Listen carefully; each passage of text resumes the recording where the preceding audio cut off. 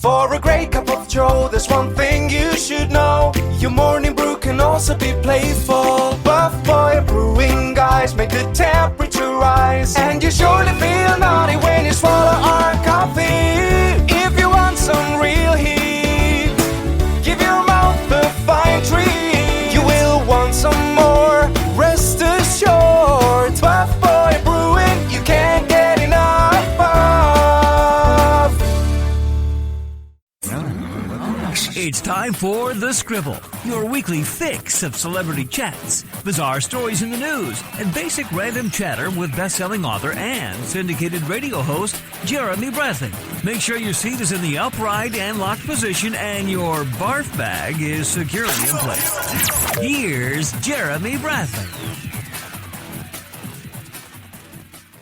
Thank you very much, Larson. Jeremy Bradley here. This is The Scribble, 30 minutes of time-wasting fun coming your way. Actually, a lot to talk about today, and I'm going to set this all up for you right now, and then we'll get into it. You know how you always see these criminals on TV, and you're like, oh my god, how embarrassing for the family and the friends and what have you? Well, I actually recognized a bank robber on television. He was my college instructor. I'm going to tell you about how that all played out and what was going on. And also, I've been feeling a little absent-minded lately, and I'm worried that it's my age. But then I'm also chalking it up to distraction because I was doing something else at the time when I kind of wasn't paying attention to what I was doing. All right? And later in the show, Phil Kogan, host of The Amazing Race, you know that show on CBS, he's got a new film coming out about Tour de France. He's got a documentary that he ended up taking the journey of the original race, and we'll talk to him about that a little bit later. So we're going to kick things off right after this break. Who are the Kardashians feuding with now? What did that little thug Justin Bieber do this time? Who's getting hitched? And who's headed for Splitsville? Hear the latest celebrity news and gossip every day on Entertainment Wrap-Up. The good, the bad, the ugly, but mostly the ridiculously hilarious. It's all recapped in this daily segment at entertainmentwrapup.com. Have a laugh at the expense of the rich and famous when they take themselves way too seriously. It's 3 minutes of time-wasting fun at entertainmentwrapup.com. Check out Entertainment Wrap-Up at entertainmentwrapup.com. Brought to you by Speak Free Books. Jeremy Bradley here again on The Scribble. Thanks for tuning in at thescribbleshow.com and on SoundCloud and iTunes. So at the top of the show, I sort of set up this story that I recognized a bank robber. I've always got to say allegedly, right? Because if he's not convicted of this or found guilty, then he can sue me for whatever, defamation or what have you. So I don't sleep with my phone near me. That's why I wrote the book, Put Down Your Damn Phone Already. And a week or two ago, I woke up and I'm typically awake for about 20 minutes or so before I even go to my phone, and I get a text message saying, did you hear Vogelsang was arrested for robbing banks? Vogelsang is the last name of our instructor. Now, again, I've been out of college for 15 years or so, and so I thought it was a joke at first, and then I decided to go on and look at the news, and sure enough, he used to be a former sportscaster in my hometown of Winnipeg, and after that, he went to the college that I was at, and he became a teacher there. So his first year was, I believe, my first year at the college. He later left about 10 years or so into his position there and moved with his wife to the West Coast. And now this is according to reports. They had their marriage fall apart, and he lost money on a property there. He had some hard times, financial difficulties, apparently not able to find a job. There were emails that national media then started reporting saying that he was telling his wife that he can't afford to eat and that he's struggling and he's going to have to steal food just to get by. He's living out of his truck. And now, of course, we didn't know these things at the time, right? Once the arrest happens, then all of the story is starting to unfold. And sure enough, there's these surveillance photos that the police, and I guess in the bank, had released of a man just walking into a bank. He doesn't have a gun, he's not violent or anything, and he's not even disguised. That's what's even stranger about it. And he obviously demands money and leaves the bank with money. And he's accused of doing this at least 3 occasions from the last I heard. And he was then arrested. He was picked up at a hotel in one of the cities. And now, my thoughts originally was I was actually pissed off. I was really quite bothered and upset. I was disgusted. I'm going to be honest with you. I just felt like, oh my God, what a dick. Like, how could he do something like this? And it took me a little while. I didn't think about it for a while, and then it was hitting the news, and more people were chiming in, and then it started to make me think that it's different when you actually know the person. You know, when you see something on TV, and you always go, you got the mom crying, and he was such a nice boy, and I don't know, he's never been anything, and you always roll your eyes, right? Because you just think, yeah, of course she's going to say that. She's not going to say my kid was a jerk. But in this instance, I'm thinking, I know this guy, and he's not like that. Like, there must have just been something really bad in his life to make him turn to this. Don't get me wrong. I am not justifying crime. I'm not saying that, oh, well, and I'm not associating blame to his depression or financial struggle. I don't know. I haven't talked to him. I don't know what was going through his mind, if this was in fact him, right? Allegedly. So it just made me think, like, oh my God, like, he was always so, like, genuinely nice, and then you've got people chiming in saying, wow, he could have asked for help. Why didn't he borrow money? Oh, he could have done this. And then I started to think about it, because you go from being, back in the day, a TV newscaster was somewhat of a celebrity in small cities and hometowns, or small towns, and he really was. I knew him growing up as a kid, and I thought it was really cool that he was going to be teaching me in college after, and so I can see where perhaps he didn't feel like that was the best thing, because you have this almost rise to fame, and again, in local TV news, it is a rise to fame, and then it's sort of a step down to then be a college instructor, and then you're, again, potentially homeless, living out of a truck. So I personally would feel humiliated. I don't know that I'd be able to go to people and either ask for money or tell them about my situation. I would be embarrassed. So, and again, having not spoken to him about the situation, I don't know. And again, it's alleged that he did these things. But I just started to feel bad. And then I'm connecting with all these people who were my former classmates. And people are saying, like, well, we could have done a crowdfunding thing. Like, we should do something for him. And I thought, that's so great. That's the human spirit. But again, on the flip side of that, he committed a crime too, right? So is this going to be like, oh, okay, he did something bad and we're rewarding him? I don't know. And again, these are opinions that people have given to me. I guess I'm just, it's hard because I know the guy. And I'm not saying that I've been friends with him, haven't had contact with him in 15 years. So maybe things did turn around and maybe he did become an ass. I don't know.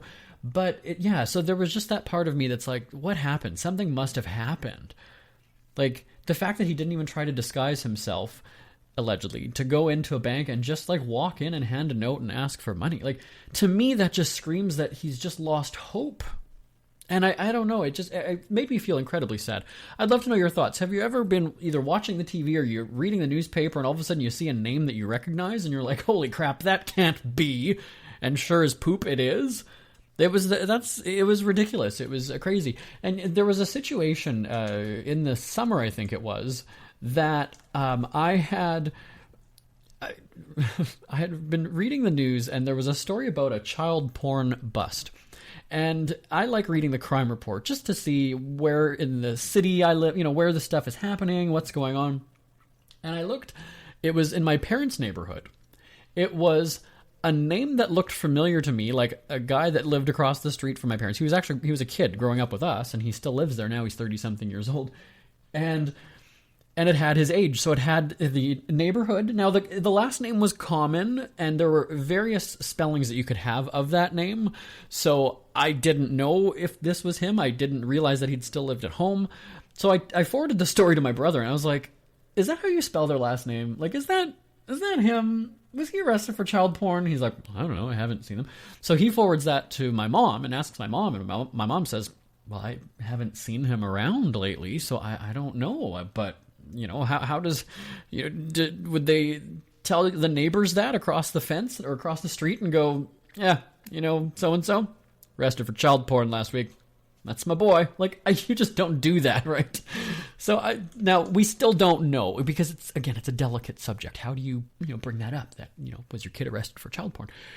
But now we're trying to figure it out. Like, do we know this guy? Like, did we grow up with him and all of a sudden now he's doing this? So again, send me an email. Would love to know if you've ever had this situation. live@jbonair.com. live@jbonair.com. Again, as I get older and I just start to have different opinions on things, I've also become a little bit, I think, absent-minded. I'm going to tell you 2 situations that have happened to me recently, right after this on the Scribble. Ever had something to get off your chest but never had the balls to say it? That's a load of crap. Speak Free with JB.com is exactly what you've been waiting for. Your chance to tell it like it is and not care what anybody else thinks. Have your say on issues of the day. Join newspaper and radio columnist Jeremy Bradley as he tells it like it is. Hundreds of thousands of people have stopped by, including some well-known celebrities who have had a chat with JB and speak candidly about what's really going on in the world. You can join them too. Have a rant or a rave. Be brave and head on over to www.speakfreewithjb.com now. In the summer, actually, I might have even already told this story on the podcast, but I'll recap because I do love a good recap. I was out walking the dogs. We were actually just coming home, and my friend had called me. We don't talk very often, but when we do, it's a very long chat, and we're getting caught up with things. And so I was just getting to the house, and I'd said to him, you know what, I'm just about to walk in the door. I'm heading out to the store in a few minutes. I'm going to call you when I'm on my way to the store, just because I've got to send the dogs in and take off their leashes and all this stuff, and I'll talk on the way. So right when I walked out the door to go to the store, I called him, and rather than turning right and going to the store that I was planning to go to, I turned left at the end of my sidewalk. And don't worry, it's not like I walked into a river or anything. There's a store at the other end of the street as well. But I just went to a different store that I had planned. And I talked the entire way there. I talked as I was going through and getting groceries, and I even filled my basket with a bunch of groceries. I paid. Now, I didn't pull a Vogelsang and walk out of there and commit a crime. I had the receipt. I did pay. But I walked there. I did the grocery shopping. I paid for the groceries, walked home, unloaded the groceries when I got home, and carried on about my day, all while talking on the phone. It wasn't like a 6-hour phone call. This all played out in about an hour or so. And it was later on in the day that I went to the freezer and I opened the freezer and I saw frozen waffles. And it just struck me as odd. Because one, I don't eat those. And two, I didn't know where they came from. And I thought, was somebody over here? Like, did somebody just randomly bring frozen... Was that, did I have a party and somebody's thinking, hey, I don't want to bring vodka, I'm going to bring frozen waffles? Like, how does that happen? And I then was starting to look through the cupboards and I saw a whole bunch of other things that I bought that I really didn't remember picking up. And so I looked, I'm like, were these on sale maybe? Because I'm a cheapskate at heart and I just thought maybe they were on sale and that's why I got them. But I don't eat them, so it was a very stupid purchase. And So that happened and made me just kind of feel like, okay, and I used to feel like I was sharp as a tack before. Like I was very observant to what was going on around me. It just seemed very strange that I did that or that happened. And the other day, something very similar. This time it made me feel like I was a crime victim, but it was my own fault. So when I come home, I again come through the front gate and I always go to the backyard to make sure that the back gate is still closed. Again, I've got 2 dogs, so the last thing you want is, the wind to have blown open your gate, and now your back gate is open, and when you let the dogs out, they're going to go running, and then right out the gate into the lane, and they're gone, or hit by a car, whatever it is. So I always just do that as a quick security check. And the gate was closed, but as I turned, I looked and noticed that my shed doors were open, and I thought, oh crap, my heart starts racing because my shed was broken into. Like, oh my God, I'm a crime victim. And this happened a year or so ago when somebody tried to break into my house when I was at home. I told this story on the podcast last year. So somebody was actually trying to break in when I was at home. So it's not unlikely that it could happen. I don't live in a dangerous neighborhood, but as they say, it can happen anywhere, and it did. So I am immediately freaking out because I don't know, is there somebody in the shed right now? Like, am I coming home and am I busting them in my shed? And I didn't know what to do. And also I'm thinking, well, there's really nothing in my shed that's worth stealing. It's funny to think how many ideas come through your head in that moment, because this is playing out over the course of like maybe 20 seconds. And I think, I've got like a 10-year-old lawnmower, whatever, you know what, take it, that's fine, I could use another one anyway. I've got like those $4 or $5 like white kind of plasticky chairs that you have in the backyard. It was already the end of the season, so they were dirty, and I was just like, all right, okay, if you took those, that's fine.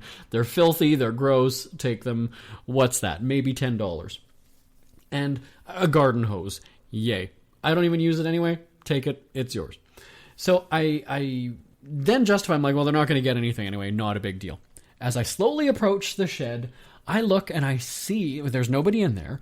I see the lock and the key in the lock on my air conditioning unit, which is right beside the shed. And instantly I knew it was me, because the shed key is kept in the house. So the fact that the shed key is in it, and when I'm in the shed, I do leave the key in the lock, and then I put the lock on a shelf that's in there. But the day before, I was out in the yard and I was cleaning up the yard, getting ready for winter. So I'd pulled out the shovels, I put stuff in the shed, I covered the air conditioning, and that's what happened. But here we go again. Phone call. While I was doing this, the phone rang. And I was talking on the phone, but it was windy outside, so I went inside the house to finish the conversation, rather than one of those, and the person can't hear you, right?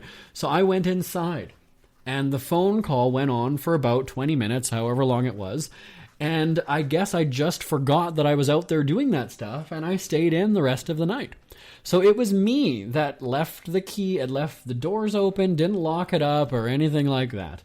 And again, fortunately, I live in a decent area that in the daytime, thankfully, nobody had gone and went into the shed and took anything. But again, it was just one of those moments where I'm sitting there going, that would be something that I would normally have never forgotten about and would never have even thought to leave the door open and not even go back out and finish up. So is this age? Is it just a phone distraction? You hear these stories about distracted driving when you're on the phone. I certainly don't condone talking on the phone and driving at the same time, but I get it now. I was talking on the phone. I was navigating my way to the store in that one situation. I was able to keep doing everything, but clearly was not focused on what was happening in the moment with me. Yeah, it's crazy to think, but there we go. So any of those studies that say that, distracted driving or whatever, or anything, any kind of distraction, I have felt the effects in the past, 2 instances. In the past few months, I have done it. Has this ever happened to you? Send me an email. live@jbonair.com. live@jbonair.com. It's never too early to start thinking about your next holiday. Have you checked out Mexico recently? From tequila tasting, swimming with horses, to ziplining through the jungle and watching whales and dolphins in their natural habitat, Puerto Vallarta has it all. Visit mexico.jbonair.com to see all the fun PV has to offer. That's at mexico.jbonair.com for hundreds of photos, interviews, and videos from around the tourist hotspot. Check out mexico.jbonair.com for all the fun. That's mexico.jbonair.com. Well, let's go to the celebrity phone. Usually we're talking to Amazing Race host Phil Kogan as he's talking about people on an incredible journey. This time, it's him. He's got a new film out. It's called Le Ride, and he's joining us to talk about it. Hey, Phil. Hey, thanks for having me on. Well, so Le Ride, you took on the original Tour de France journey and almost everything original about it. You were on there with your riding partner, Ben. Let's just backtrack a little bit. Tell me where this idea came from and what the film is all about. Well, you want to talk about an amazing race. I think the Tour de France is an amazing race. It's been around since 1903. I picked the year 1928 because that was the year that the first English-speaking team rode in the Tour de France, and it was there was a team comprised of 1 New Zealander and 3 Australians. And I picked up this book and I read the story about them traveling all the way from New Zealand, Australia to the other side of the world to take on the best riders in the world. And I was fascinated by this story that I'd never heard of before. Turns out that this New Zealand rider is from my hometown in Christchurch, New Zealand, where I'm from. And I thought, how does nobody know about this story? And the more I started digging into it, I thought, this is a story that really needs to be told. And knowing that, of course, those riders from 1928 are gone, I thought maybe the best way to tell this story is to immerse myself in actually replicating the ride of 1928 on one of the original 1928 heavy steel bicycles with no gears and marginal brakes, and bring the story back to life by literally retracing every mile, riding 150 miles a day, riding one of these old steel bikes, and telling the story from the inside, from the inside the tour, going through everything they went through as much as possible to share that story of what it was like to the viewer. But you know how crazy this is, because you even give the statistics in the film about how many people started and how many people finished, and you're taking on the same, we could call it technology, I guess. What made you think it would be possible for you that it wasn't for so many of those people? Well, you could say I was a little naive, also maybe not that intelligent. I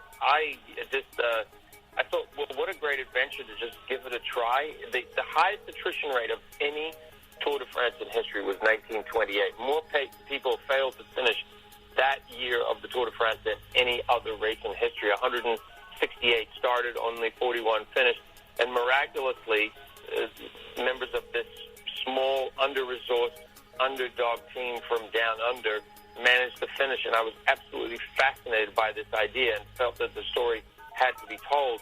So I thought, if they had the audacity to take this on, maybe we could do the same, and we'll see what happens. So we rolled the dice on it, and it's the toughest thing I've ever done. I did it with my friend Ben, and this was grassroots storytelling with my mom, my dad, my brother, my wife and producing partner.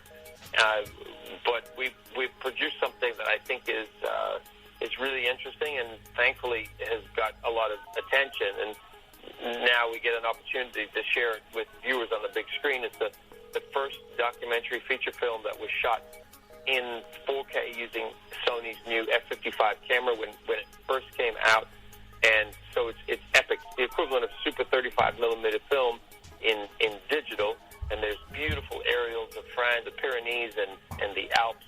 It's as much a love letter to France and the beautiful scenery in France and summertime in France as it is to this great sports story. And I want to emphasize, this is not a cycling film as much as it's a story about the human spirit. It's about grit and determination, and that's really what attracted us to the story. All the great elements of a good story, and that's why we did this. The grit and the determination. Tell me, though, about the preparation, because, again, this is probably not the type of bike you're used. You have a long history of cycling, we know that. So how did you prepare for this? What did you do to get ready? Well, it was a lot of training. To be honest, we didn't get the bikes completed until about 2 weeks before we left, so we didn't have a lot of miles on the old bikes. The bikes were incredibly hard to find. To find the authentic 1928 bicycle, it took a couple of years. I did many trips to France to dig it out of a guy's collection. Then when he found out what we were doing, he thought we were crazy, so he reluctantly gave it up because he thought we were just trying to get the bicycle from him for a collection. He didn't understand that we were really going to use it for replicating the 1928 Tour de France. The training involved was heavy, lots of long miles, but more than just being fit, it was so much more about the mental toughness of getting through some days that were 23 and a half hours of riding. And you have to remember that in addition to riding these crazy miles, average of 150 a day, and some stages, we had 7 stages over 200 miles with all this vertical climbing. The hard part was just the mental part of it, of staying awake, and we were making a movie on top of all of this, which in hindsight is something I will never do again. Trying to make a movie while you take on such a big physical challenge, it's not really a great combination. No, I could imagine. We're running short on time, but I want to ask, though, you watched the footage, you've heard the stories from back in the day in 1928. Was it the bikes just not designed for that sort of a course? Was it the terrain? Was it the participants? Why was there such a tough time for people to finish it? Well, it was a number of factors. Firstly, they didn't really understand nutrition the way that we understand nutrition now. So a lot of them got tremendously dehydrated because they thought that you were tough if you could ride without drinking, and they used to train without drinking because they thought it would toughen them up. We now know that you have to have hydration, that we have to be well hydrated in order to perform as human beings. The roads were unsealed, so there was a lot of dust. The dust would get in their clothing. The clothing would then rub on their skin. With the dust between their clothing and their skin, they would get terrible sores. We rode on mostly sealed roads, so it was a lot easier for us. Then just the enormous distances. I mean, the Tour in 1928 was almost twice as long as the Tour de France is today. They just rode crazy distances, so the body got pushed to a point where it would break. And there were riders that just could not keep up with the best riders who were riding tremendously fast, phenomenal athletes. And so, yeah, it was the toughest course, and I still believe the toughest, if you want to call it the toughest amazing race on the planet. And so, yeah, they just broke people. It was designed to break people. It was designed so Henri de Grange, who created the Tour de France, he only wanted one rider to make it around the Tour de France and finish. And he did a pretty good job at knocking people out along the way. Well, if I can give a spoiler to everybody, Phil does not die in the film, everybody, okay? Take my word for that. Yeah. But I did get to I did get to make it in the end, so thankfully. Well, absolutely. All right, so Le Ride, it's hitting theaters everywhere, right? When can people catch it? So November 9th, we're doing a one-night screening across the United States. And the best place to find out where it's playing in a theater near you is to go to us.demand.film and to go to the website there and look for Le Ride, L-E, and then R-I-D-E. And it is playing in up to 300 theaters across the United States. We did screenings across Canada, which was very successful, and so there's going to be more screenings across Canada. And we're going to be playing in the UK. And this has been an amazing journey working with Demand Film, which essentially has said, okay, if you want to see this film, you can come along and you can see it in the theater near you. And that's what's happening. So it's November the 9th, and the name of the film, again, Le Ride. We'll be sure to check it out. Phil Kogan from, The Amazing Race and Le Ride. Thanks so much for joining us today. Thank you so much. We hear you chirping. Get scribbling. Tweet up the Scribble at The Scribble Show. Join the discussion with Jeremy Bradley. It's all going down right now on Twitter at The Scribble Show and at thescribbleshow.com. Jeremy Bradley here, back on The Scribble. And again, if you haven't seen the Phil Kogan documentary, like he said, it was already premiered in Canada and several other places. Definitely check it out. And I should have asked him if there's going to be like an iTunes download or something. But yeah, if it's not playing in one of a city near you or your city, definitely it is worth checking out. So I highly recommend that. And we're probably going to have Phil back on when Amazing Race is back on CBS too. We usually have him on every season. So stay tuned for that. We do love chatting with our friend Phil Kogan. So just to recap the stories on the show today, the bank robber alleged bank robber who used to be my college instructor. Small world, what would you think? And again, would you contribute to a crowdfunding campaign? If a bunch of your former classmates or friends or whoever know the person, would you offer them money? Now, the money's not being used for bail. I should be clear on that. It was more just kind of a financial boost once he's busted out of the clink and he's able to, buy food again and do things like that. Would you contribute to a fund? Does it depend on the crime? If he was a murderer, would you look at him differently than if he was arrested for child porn or driving under the influence or anything like that? Would the crime depend on how you view that person and what sort of support you would offer them? There you go. Okay. And again, the absent-minded stories, I was going to say, I forgot to tell you about them, but no, I did. Has that ever happened to you? Do you just chalk it up to distraction? Do you think that it is age, that back in the day you used to be able to multitask, but now? I just think that I was so into the conversation and I was so intrigued talking with my friend and getting caught up that that I just stopped paying attention. But it's a good thing.